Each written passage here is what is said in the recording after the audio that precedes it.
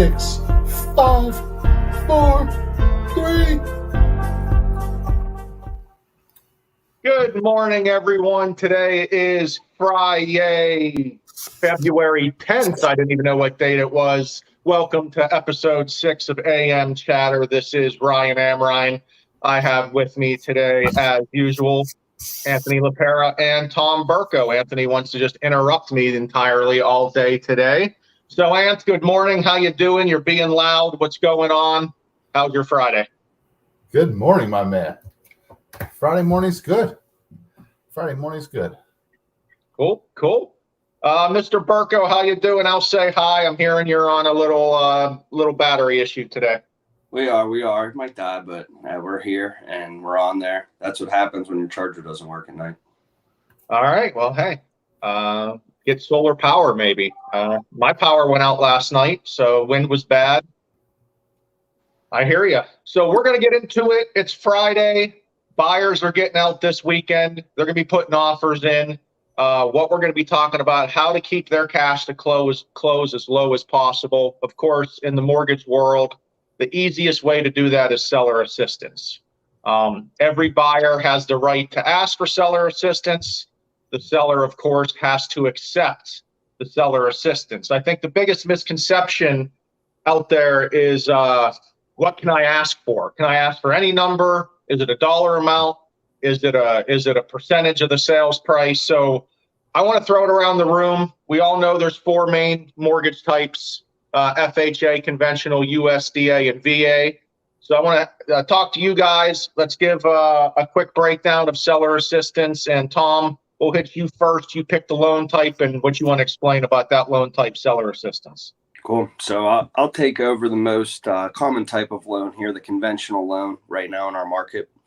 So the conventional loan does have 3 different types of seller's assistance you can get depending on your down payment. So if you do a minimum down, 3% down, or 5% down program, you are allowed 3% max of the seller price to help you for seller's assistance. Now, on a 10% down conventional, if you would like to put more down, you are allowed 6% seller's assistance from anywhere from 10% down to 24.99% down is 6% assist. Once you put down 25% on a conventional loan, you are allowed 9% seller's assist. That is not common to our area here in Pittsburgh. I have seen it one time where it has exceeded the 6% assist, and that is because the home was up over $400,000 and did need a new roof as well as new sewer. So we were able to put that in for seller's assist and got them about 7.8% seller's assist, which made sense on that deal. So there are 3 different types on conventional loans, 3%, 6%, or 9%. So depending on the down payment, it could be any one of those. Appreciate you breaking that down. So yes, conventional definitely based off of your down payment on how much seller assistance you can get. Mr. LaPera, why don't you go FHA, USDA, kind of throw them together because they're pretty similar.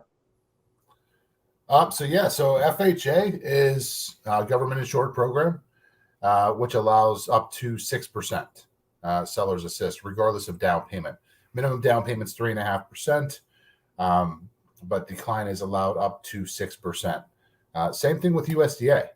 They're allowed up to 6% as well. So that's a government insured program. So mainly any government insured program is going to allow the client to get at least up to 6% seller's assistance. So they're definitely great programs. Yeah, absolutely. Those now, so which is nice. I mean, I think that's one of the biggest things when agents will ask, why is a buyer going FHA over conventional? You know, a lot of the times it is that seller assist mark, because if you go the minimum down, you can only get 3% assist on conventional, or FHA, you can get that 6% assist, where for a lot of buyers out there, that extra 3% of the purchase price helping with closing costs can be the difference of getting them in the house or not. So appreciate that. I'll take the last loan type, which is VA. Right. VA actually has the most leniency when it comes to seller assistance. So you can get pretty much all of the closing costs paid for, plus 4% of the prepaid items paid for the seller. So in most cases, to make it easy on everyone. If you have a VA loan, more than likely the seller can pay for all of the closing costs. And with a 0% down on a VA loan, a veteran can get in with no money out of pocket. It is possible. Same with that USDA option with no money down and 6% assist. I definitely see buyers get in with no money down. So that's a quick wrap up of seller assistance. Boys, Ryan, yes. Some things to say about that though. On the FHA note, sometimes we do run into trouble when it's a lower sales price that they have too much seller's assistance. The seller always needs to come with their 3.5% down payment, or on a conventional loan, their 3% down payment. Usually you don't run into a 3% assist, but it's very important that they come with the 3.5% on the FHA loan, and the 6% does not exceed that and cut into their down payment costs. I see you've been paying attention to the bottom ticker there, Tom. That is correct. Seller assistance is not allowed to go into your down payment. The down payment has to come from your own funds, from a gift, from your savings, whatever it may be. The seller can't pay for your down payment. So that is very, very, very important. One other too came up a couple months ago for me. An investment property. Somebody was getting an investment property and they wanted some repairs. You are only allowed 2% on an investment property, regardless of the down payment. You are on the ball today, Tom. You may have been a little late to the show behind the scenes, but you are bringing the facts this morning. So great point. Investment category is a different category. We have had times you get that investment sales contract, you have more than 2% seller assistance, and you got to make that phone call and say, hey, that's just not allowed. That's not a West Penn financial rule. That's a national federal guideline there. All right, are we through the mortgage talk here, fellas? You got anything else, Tom? All good. All right. Well, we're 2 days now away from the big game. So I know we talked about last week our picks. I saw a couple props that I thought were most interesting. So you guys can give your picks, but first, these two props. First prop.